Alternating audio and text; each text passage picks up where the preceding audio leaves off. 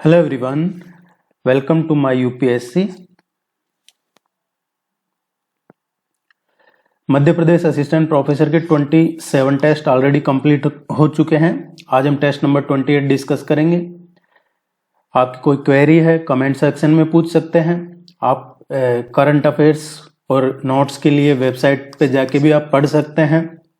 Test series join कर सकते हैं वेबसाइट पे जाके अपने सब्जेक्ट के लिए और पेपर फर्स्ट के लिए, या फिर इस नंबर पे भी कांटेक्ट कर सकते हैं। टेस्ट सीरीज के लिए हिंदी और इंग्लिश दोनों में अवेलेबल है टेस्ट सीरीज। उसमें आपको नोट्स मिल जाते हैं, रेगुलर टेस्ट मिलते रहते हैं। और इस वीडियो के नीचे डिस्क्रिप्शन में और कमेंट सेक्शन में भी आपको टेस्ट सीरीज का लिंक मिल जाएगा, आप ज्वाइन कर लीजिए। Let's begin.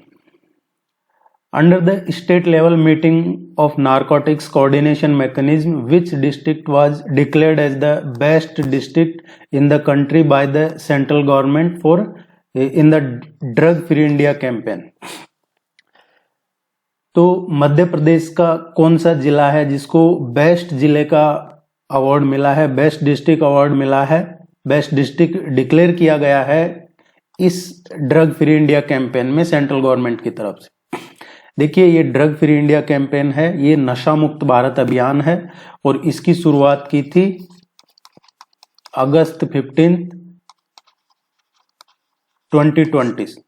15 अगस्त 2020 से ये शुरू किया था नशा मुक्त भारत अभियान, ड्रग फ्री इंडिया कैंपेन। और इसमें दतिया जिला है, इसको बेस्ट डिस्ट्रिक्ट डिक्लेयर किया है, जिसने ये अच्छे से इस अभियान को लागू किया है, ड्रग फ्री इंडिया कैंपेन को। Which award was given to Rizwan ul Haq for the book खुदकुशीनामा? अभी जो मध्य प्रदेश का कल्चरल डिपार्टमेंट है उसमें मध्य प्रदेश उर्दू अकेडमी है। तो Madhya Pradesh Urdu academy of cultural department ने 6 ऑल इंडिया अवार्ड्स और 12 regional awards, 6 all India award और 12 रीजनल अवार्ड्स ये 2021 और 22 के लिए इन्होंने अनाउंस किए हैं, जिसमें से रिजवान उल हक को मिला है, इनकी बुक है खुदकुशीनामा, इसके लिए कौन सा अवार्ड दिया गया है? अब्राहम जोसेफ अवार्ड इनको मिला है, खुदकुशीनामा जो रिजवान उल हक की बुक है उसके लिए।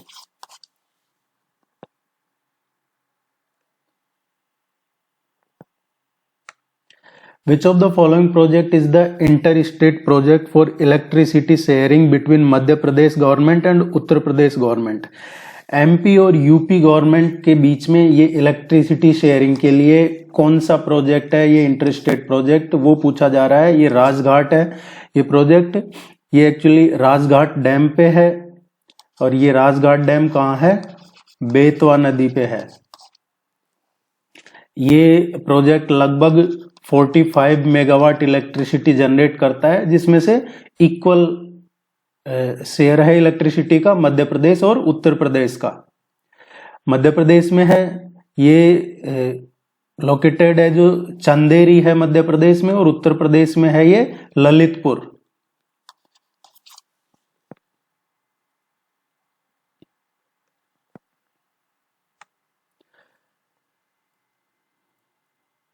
हरदुला की मनौती is a folk song of which region in Madhya Pradesh? ये हरदुला की मनौती मध्य प्रदेश में किस रीजन का, किस क्षेत्र का फोक सॉन्ग है, लोकगीत है? हरदुला की मनौती है ये मध्य प्रदेश के बुंदेलखंड क्षेत्र का लोकगीत है, बुंदेलखंड रीजन का। इसमें जो महिलाएं हैं ये लोक देवता है दीमन हरदौल, जिन्हें बुंदेलखंड में बहनें अपने भाई के रूप में भी पूजती है।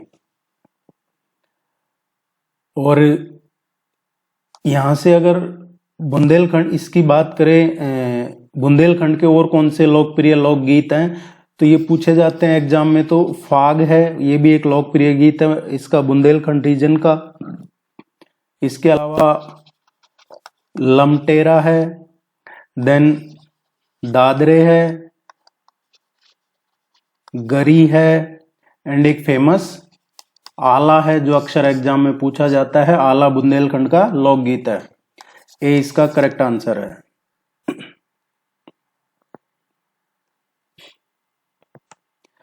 Who won the Hindi song writing competition under Ladli Behna scheme. ये स्कीम मध्य प्रदेश में काफी प्रचलित है, लाडली बहना स्कीम। और इसमें अभी रिसेंटली जो मध्य प्रदेश का कल्चरल डिपार्टमेंट है उसने 8 जो डायलेक्ट्स हैं उनमें ये कंपटीशन करवाया था। 8 different dialects under this Ladli Behna scheme. ये अलग अलग कंपोजिशन है जिसमें हिंदी की बात पूछा जा रहा है। क्वेश्चन में हिंदी के लिए किसे मिला है? ब्रिजेश सिंह यादव को हिंदी के लिए ये फर्स्ट प्राइज मिला है इस कंपटीशन में। ब्रिजेश सिंह यादव ग्वालियर के रहने वाले हैं ये। इसमें और जो डायलेक्ट्स हैं जैसे बुंदेली है, बुंदेली के लिए सुमित दुबे को मिला है। सुमित दुबे को बुंदेली के लिए मिला है, तो जो नरसिंहपुर के हैं।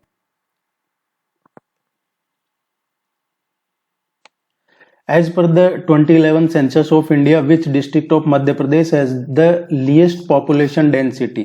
2011 की जो जनगणना हुई थी उसके अकॉर्डिंग सबसे कम जनसंख्या घनत्व इनमें से मध्य प्रदेश के किस जिले का है? देखिए 2011 की जो सेंसस हुई है उसके अकॉर्डिंग मध्य प्रदेश में 855 हाईएस्ट पॉपुलेशन डेंसिटी थी, वो थी भोपाल की, सबसे ज्यादा भोपाल। एंड सेकंड नंबर पे था 841 इंदौर जनसंख्या घनत्व। और जो लोवेस्ट पॉपुलेशन डेंसिटी थी वो है 94 डिंडोरी।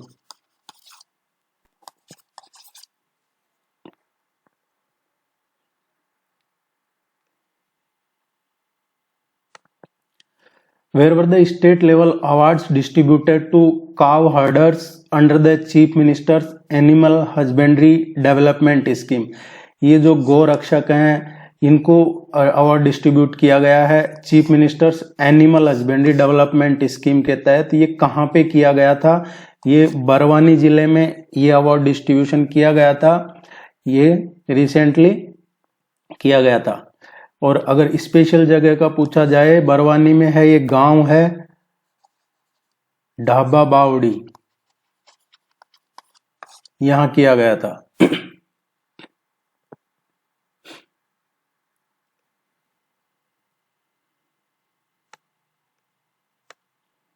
विच area of Madhya Pradesh was ruled by Rani Durgavati?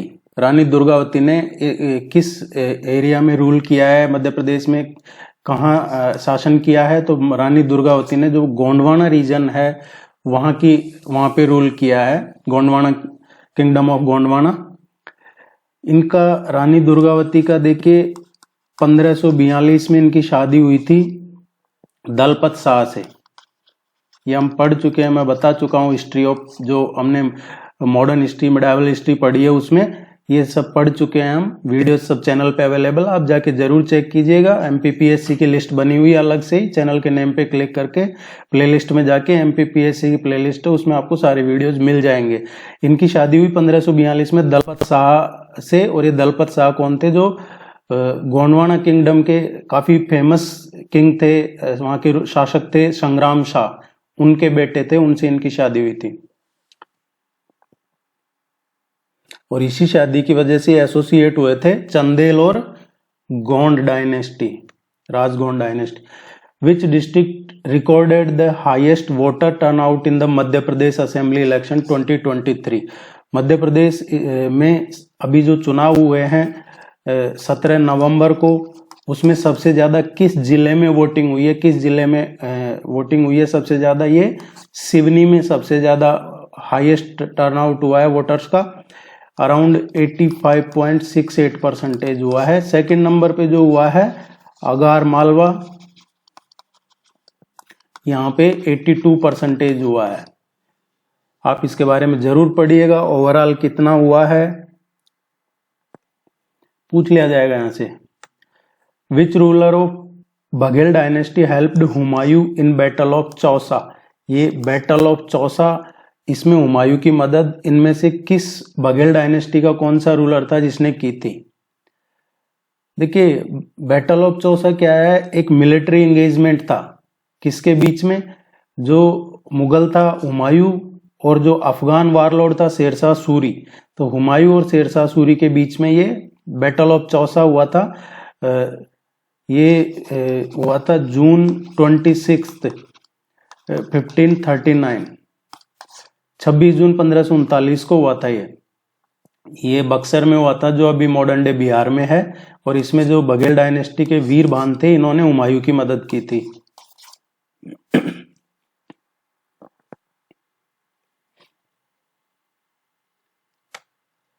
Which of the following river of Madhya Pradesh is not the tributary of Yamuna river? इनमें से जो नदियां दे रखी है, इनमें से यमुना की सहायक नदी कौन सी नहीं है? रिवर्स पे क्वेश्चन फ्रीक्वेंटली पूछे जाते हैं एग्जाम में। तो जो यमुना की सहायक नहीं है वो तवा रिवर है। तवा रिवर ये किसकी ट्रिब्यूटरी है? नर्मदा रिवर की ट्रिब्यूटरी है। कहां से राइज करती है? ये जो सतपुड़ा रेंज है, ये भी हम सब पढ़ चुके हैं ऑलरेडी, बैतूल से राइज करती है। और फिर ये नर्मदा को कहां जाके ज्वाइन करती है तवा रिवर? ये होशंगाबाद जिले में, होशंगाबाद जिले में नर्मदा को ज्वाइन कर लेती है। एक गांव है होशंगाबाद में, बहादुरभान, एग्जैक्ट पूछा जाता है तो बहादुरभान में ये नर्मदा में मर्ज हो जाती है, नर्मदा में मिल जाती है। बाकी केन, बेतवार, चंबल यमुना की सहायक नदियां हैं। Dada Dhuniwale thermal power plant is projected in which district of Madhya Pradesh? Dada Dhuniwale thermal power plant क्या है? एक ये कोयला पे आधारित थर्मल पावर प्रोजेक्ट है जो मध्य प्रदेश में खंडवा में है। और अगर स्पेशली खंडवा नहीं है और एग्जैक्ट पूछा जाता है तो ये विलेज है, गांव है एक गोरडिया गांव है, विलेज, यहां पे है ये दादा Dhuniwale thermal power plant, चर्चा में है काफी। Who was the first chief justice of Madhya Pradesh high court? Madhya Pradesh जो उच्च न्यायालय है उसके पहले मुख्य न्यायाधीश कौन थे? तो ये थे जस्टिस एम हिदायतुल्ला रहे हैं 1956 से और 58 तक मध्य प्रदेश हाईकोर्ट के मुख्य न्यायाधीश रहे हैं। ये 1 नवंबर 1956 से और 12 दिसंबर 1958 तक। जस्टिस मोहम्मद हिदायतुल्ला ये 11वें चीफ जस्टिस ऑफ इंडिया भी रहे हुए हैं। ये 11वें चीफ जस्टिस ऑफ इंडिया भी रहे हैं। ये 6th vice president of India भी रहे हुए हैं, 6ठे उपराष्ट्रपति भी रहे हुए हैं देश के। और ये इन्होंने as a acting president of India भी काम किया हुआ है 1969 से, और अराउंड बीच बीच में कई बार किया है। 69 से ये 82 तक रहे हैं, 82 से फिर ये 1983 तक रहे हैं, 84 से जब जुलाई में भी रहे हुए हैं, 25 जुलाई 84 में तक रहे हुए हैं लगभग है जो। तो ये 20 जुलाई 1969 से 24 अगस्त 1969 तक रहे हैं पहली बार तो एक्टिंग प्रेसिडेंट। उसके बाद में ये 1982 अक्टूबर से और 25 जुलाई 1984 तक भी ये एक्टिंग प्रेसिडेंट रहे हैं।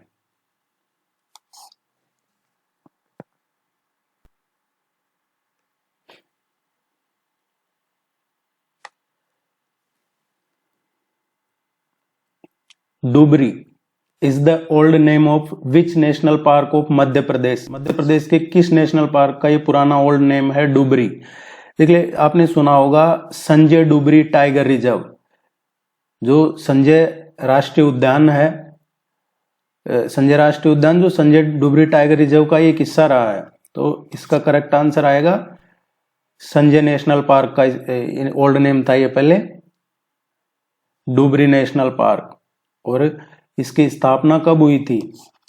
ये 1981 में एस्टैब्लिश हुआ था। कहां पे है ये Sanjay national park? Sidhi and Singrauli, Sidhi और सिंगरौली जिले में है ये। इसका पुराना नाम डुबरी नेशनल पार्क था, बाद में चेंज करके संजय नेशनल पार्क कर दिया गया। आपसे एक रिक्वेस्ट रहेगा कि आप इसको वीडियो को लाइक जरूर कीजिएगा, चैनल को सब्सक्राइब कीजिएगा, और आपको कोई कंसर्न है तो आप पूछ सकते हैं कमेंट सेक्शन में, या जो नंबर दे रखा है इस पे भी डिस्कस कर सकते हैं। Which district of Madhya Pradesh has the highest literacy percentage as per census 2011? कौन से जिले का साक्षरता दर 2011 की जनगणना के अकॉर्डिंग सबसे ज्यादा रहा है? इनमें से जो ऑप्शन दे रखे हैं, देखिए भोपाल का साक्षरता दर 2011 की जनगणना के अकॉर्डिंग था 80.37%, जबलपुर का था 81.07%, ग्वालियर का था 76.65% एंड इंदौर का था 80.87%। तो हाईएस्ट जबलपुर का था।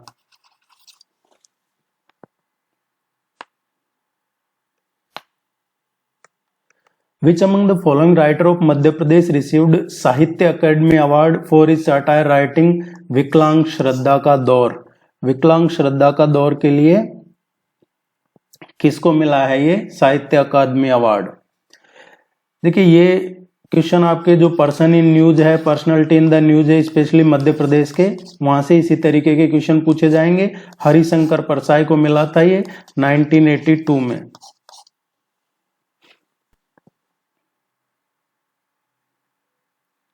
मॉडर्न हिंदी लिटरेचर के लिए फेमस थे ये। Dhrupad Kendra is located at which place in Madhya Pradesh? Dhrupad Kendra Madhya Pradesh में कहाँ पे लोकेटेड है? ध्रुपद केंद्र है ये एक इंस्टीट्यूशन है ट्रेनिंग के लिए, स्पेशली जो ध्रुपद सिंगर है। ध्रुपद सिंगर में एक जो चीज हम अक्सर सुनते हैं, गुरु शिष्य का ट्रेडिशन, तो जो गुरु शिष्य का ट्रेडिशन है वो सबसे ज्यादा आपको इसी में देखने को मिलेगा। जो ओल्डेस्ट सर्वाइविंग क्लासिकल है इसमें ध्रुपद में।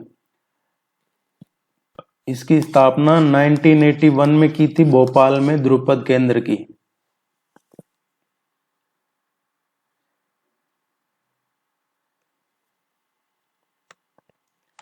Which of the following celebrities were mentioned in मन की बात प्रोग्राम? मन की बात प्रोग्राम आप सभी को पता होगा। मन की बात प्रोग्राम प्राइम मिनिस्टर है जो ये रेडियो के माध्यम से मन की बात प्रोग्राम करते रहते हैं। तो और ये कब शुरू किया गया था मन की बात प्रोग्राम? इसका पहला एपिसोड टेलीकास्ट हुआ था 3 अक्टूबर 2014। ये मई 2014 में प्राइम मिनिस्टर बने थे नरेंद्र मोदी। इसके बाद इन्होंने ये अक्टूबर में 3 अक्टूबर 2014 को पहली बार पहला एपिसोड इसका टेलीकास्ट हुआ था मन की बात का। और अभी रिसेंटली इसके 100th एपिसोड हुआ है, 100वां एपिसोड हुआ था इसका। और इसी एपिसोड में जो मध्य प्रदेश से पद्म अवार्ड मिले थे, जिनको पद्म पुरस्कार 3 स्पेशली, उनका जिक्र किया था प्राइम मिनिस्टर मोदी ने। और उनको लिए एक स्पेशल प्रोग्राम जो राजभवन है गवर्नर का, राज्यपाल का, वहां पे भी किया गया था। एक स्पेशल प्रोग्राम मन की बात का ऑर्गेनाइज किया गया था। और जो ऑडिटोरियम है राजभवन का, उसका क्या नाम है? संदीपानी। ये पूछ लिया जा सकता है कई बार, तो इसका नाम ध्यान रखना, संदीपानी ऑडिटोरियम राजभवन का, जहां पे किया गया था। तो ये इंपॉर्टेंट है 100वां एपिसोड का। इसमें जिक्र किया गया था रामलोटन कुशवाहा।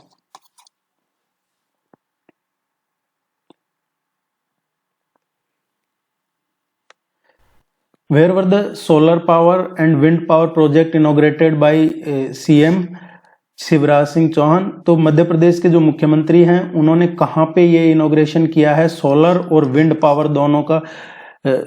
देखिए जो चीफ मिनिस्टर मध्य प्रदेश के उन्होंने ये इनॉग्रेशन किया है 21 मेगावाट के सोलर एंड 15 मेगावाट का विंड का, ये पावर प्रोजेक्ट्स का अभी इन्होंने इनॉग्रेशन किया है।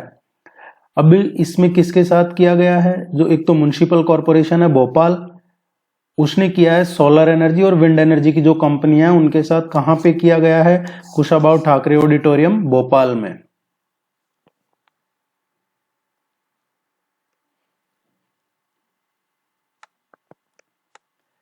First one day international double century was scored by Sachin Tendulkar on which ground of Madhya प्रदेश।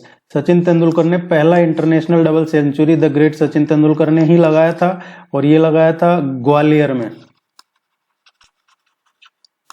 ग्वालियर में लगाया था इन्होंने। और ग्वालियर में जो स्टेडियम है वो पहले एक हॉकी का स्टेडियम हुआ करता था, फिर बाद में अभी एक क्रिकेट का बना है। और ये जो लगाया था सचिन तेंदुलकर ने, ये फरवरी 2010 में लगाया था ग्वालियर में कैप्टन रूप सिंह स्टेडियम में। जो मेजर ध्यानचंद है, लेजेंडरी ध्यानचंद, उनके ब्रदर हैं, हॉकी के प्लेयर हैं, इंडियन हॉकी के प्लेयर है, काफी ग्रेट, इनका भी नाम है रूप सिंह, उनके नाम पे रखा गया था ये कैप्टन रूप सिंह स्टेडियम।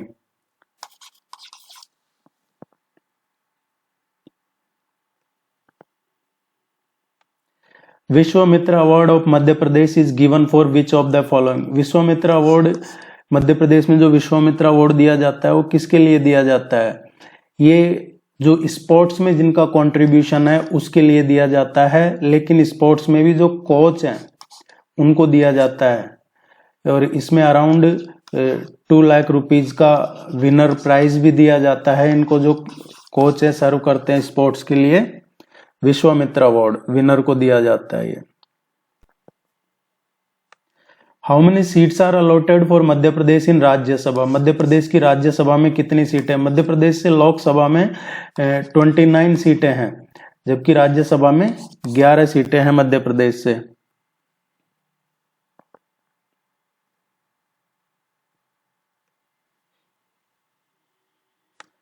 बावन Gaja Chulgiri is an important Jain pilgrimage centre locates in which district of Madhya Pradesh. ये 52 गजा है, ये कहाँ पे है? ये एक जैन तीर्थ स्थल है, जैन स्थल है। ये कहाँ पे है? ये जो बरवानी डिस्ट्रिक्ट है, बरवानी में है। और यहाँ पे टोटल 11 टेम्पल हैं। इस पे जो हिल है ये 15th सेंचुरी के बने हुए हैं, 15वीं शताब्दी के। और यहां से एक क्वेश्चन पूछ लिया जाता है कि जो लॉर्ड आदिनाथ जी हैं, आदिनाथ जी, उनकी पूरी दुनिया में जो सबसे टॉलेस्ट स्टेच्यू है, सबसे टॉलेस्ट स्टेच्यू पूरी दुनिया में लॉर्ड आदिनाथ जी की, वो यहीं पे है।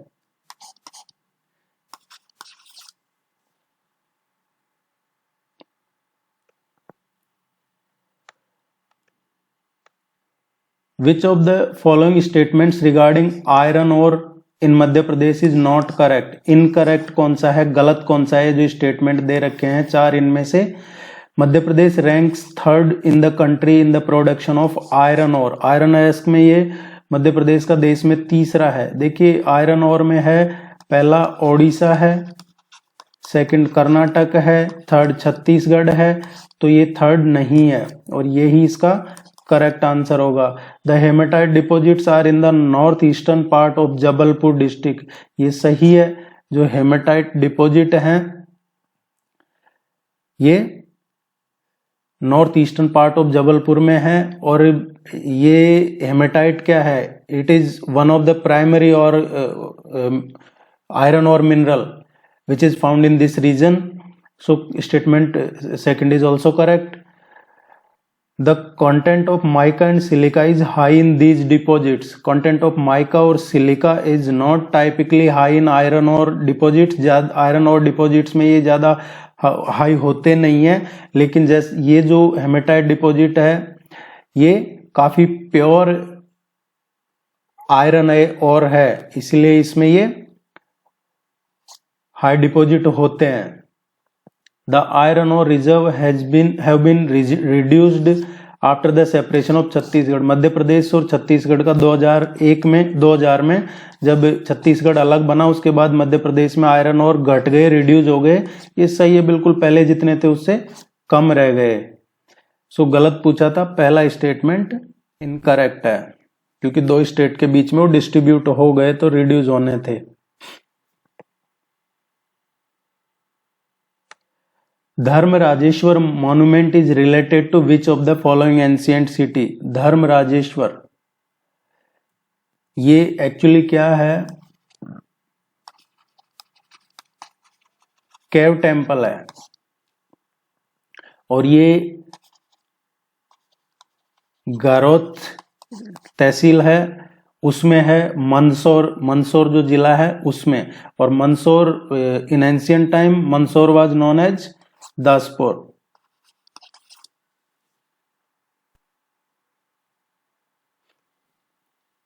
ऐसा जरूरी नहीं है कि ये इसी तरीके से पूछा जाए, आपसे ये भी पूछा जा सकता है ये तहसील का, या फिर ये केव टेम्पल के नाम से भी पूछा जा सकता है। Anand Singh Shyam and Dhanaiya Bai are artist of which of the following art. Anand Singh Shyam and Dhanaiya Bai ये रेनाउड आर्टिस्ट हैं। These are associated with Gond painting, Gond form of art.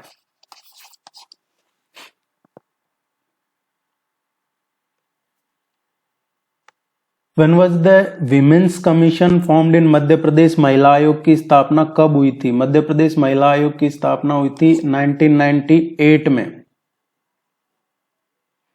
ये एक नॉन जुडिशियल है।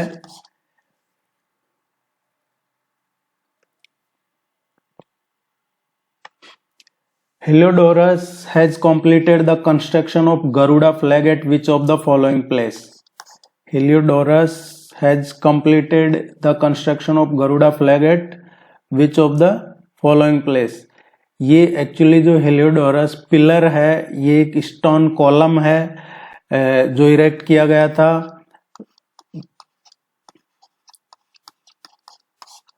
कहाँ पे, जो स्पेशली ये इरेक्ट किया गया था बेशनगर, बेशनगर हुआ करता था उस टाइम पे, जो अभी विदिशा है। और इसी पिलर को कहा जाता है गरुड़ा स्टैंडर्ड। और ये जो दैती है गरुड़ा उनके लिए है। सी इसका करेक्ट आंसर है।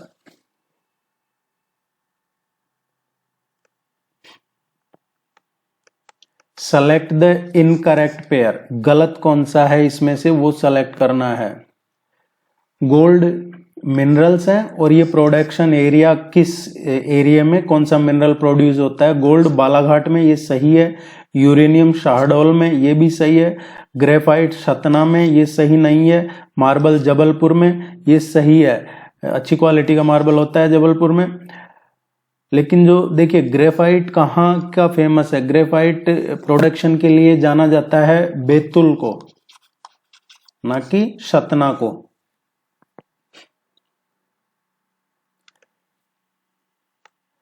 Shaila dance in Madhya Pradesh is performed by which tribe? ये शैला डांस कौन सी ट्राइब परफॉर्म करती है मध्य प्रदेश में? ये बैगा ट्राइब है। Baiga is a tribe that is found in Madhya Pradesh, Chhattisgarh and Jharkhand. ये यहाँ पे ये ट्राइब पाई जाती है बैगा। और ये लार्ज नंबर कहाँ पे है पाए जाते हैं मध्य प्रदेश की बात करें तो मंडला, डिंडोरी और बालाघाट में। ये ट्राइब काफी पॉपुलेशन है इनकी। और इनकी सब ट्राइब या सबकास्ट भी है इनकी, जो बिजवार है, नरोतिया है, बरोतिया, नाहर, या फिर जो कांद बहना, राय बहना, ये सब इनकी सबकास्ट हैं। तो इस तरीके के क्वेश्चन पूछे जाते हैं आपके एग्जाम में। 20 का करेक्ट आंसर है।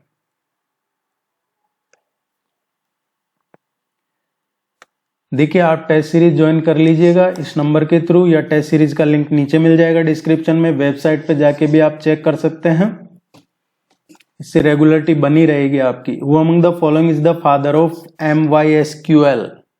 MySQL का who is the father of MySQL?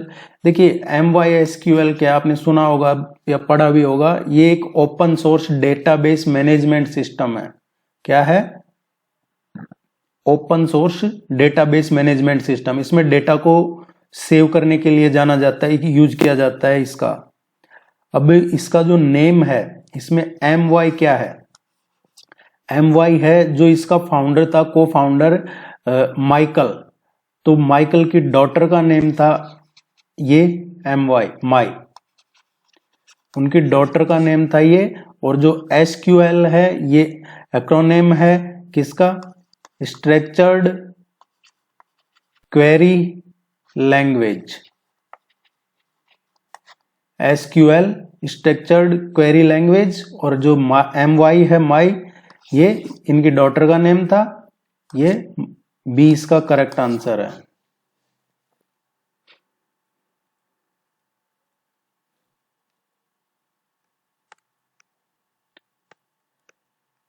Which of the following is the branch of artificial intelligence?